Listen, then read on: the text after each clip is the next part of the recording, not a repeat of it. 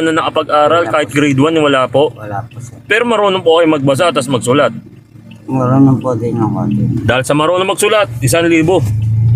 Marunong magbasa, 1,000 ulit.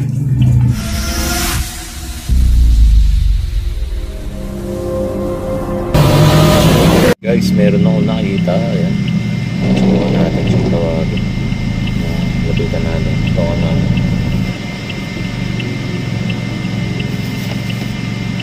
Kawawa naman kasi bossing. Bossing! Bossing! Bossing! Oy, bossing! Yan yung ginagawa niyo dyan, bossing. Nakakala ka sir. Nangangalaan? Ganito kasi, bossing. Ang sakit kasi ng paa kasi yung makalakad eh. Eh, nagugutom ako, bossing. Gusto ko sana may chicken joy ako dito sa loob. Apa sir? Pwede po bang buksan nyo to? Ito yung sumunod na door. Kunin nyo po yung chicken joy ko tapos yung soft drinks po. Oh, yun lang po. Opo, opo. Nasaan na po yung chicken joy ko? Ayun.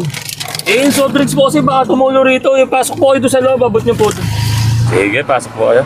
Kaya mag-alala, hindi ko po kayo kidnapin. O hold upin lang. Eh, bossing. Yan, soft drinks na yan. Para sa inyo po yan. Mainit po ba? Apo sir. Tapos itong chicken joy, sa inyo rin po yan. Hindi pa nga kami kumakain kanina pa. Hindi pa po kayo kumakain? Magkabebenta pa sana ako ng ano kalaon. Para makakain. Yan.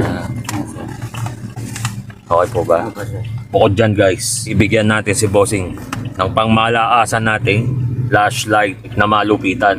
Na zoom in and then na zoom out. Tapos kahit umulan yan guys, waterproof din yan. Yan. Sobrang magiging malaking pakinabang kay bossing. Wala kay bossing na yan. Ayan sir. Yun, at least nagkaroon siya ng ano natin, giveaway natin. Kung napasaya na natin si bossing dun sa ano, binigay natin flashlight, chicken joy at tapos soft drinks, hindi pa dyan nagtatapos yung video natin. Ngayon, bibigyan pa natin siya ng tulong. Magtatanong ako sa kanya, tapos masasagot niya, 1,000 agad. Ganun lang kadali. Ang tanong, bossing, kaya niyo bang sagutin yung mga pinakamahirap kong tanong na kayo lang ang nakakaalam? Kakayanin po sir. Kakayanin? Sige, unang tanong, bossing. Anong pangalan mo, bossing? Ray. Ba't ka alam yun? Nung pangalan niya, no? 1,000 yan. Eh, bossing, paano ba yan? Meron ka bang ipilido? Meron po sir. Ano po? Robles. Robles. Bigyan na agad natin na tip na another 1K yan. Ipilido po ng nanay niyo. Dia po. Gitnang pangalan po ninyo. Apa. Another 1K yan? Ano na po ba edad nyo? Ano? 42. 42? Apo sir. Dahil sa double digit, yung edad ni bossing eh 2,000 ulit yan. Ano po ba? Okay po ba? Okay sir. Pero matanong ko lang ha, Boss Ray ha, Sir. eh ba't po ba kayo nangangalakal? Walang trabahong Ano po? permanente. Wala rin kumuha na ano kasi hindi ka rin nakatapos. Ano po natapos nyo? Wala? Wala rin sir.